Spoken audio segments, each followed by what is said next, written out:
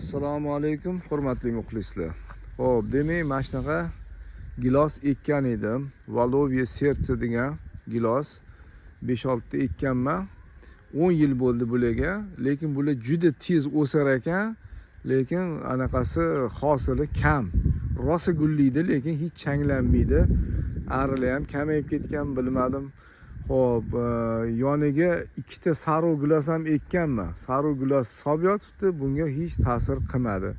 O'shaning uchun bu giloslarni tugimini olib tashlaymiz. Xudo xolasa hozir butab, akkuratni keyin bu yog'ini olib tashlaymiz-da. O'rniga 2 xil gilos olib keldim. Skina degan gilos bor, demak Kanadaniki, Sweet Ariana degani bor. U Italiyani gilosi, o'zini o'zi changlatadigan shunaqa gilos ekyapman. Endi zamon talabi, oldingi arili hasharotlar yo'q, changlatmayapti. Ekish jarayonini ham ko'rsataman.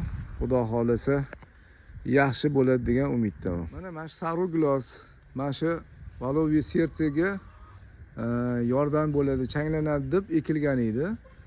O'zi rosa serhosil bo'lar ekan. Shu 4 yoshli gilos o'tgan yili 2 chelak berdi. Uni murabbo, jemlarga yaxshi bo'lar ekan. Lekin mana bu changlanmaydigan giloslarga foydasi bo'lmadi negadir. Mana bunisi Sweet Ariana degan sort, Italiyaniki.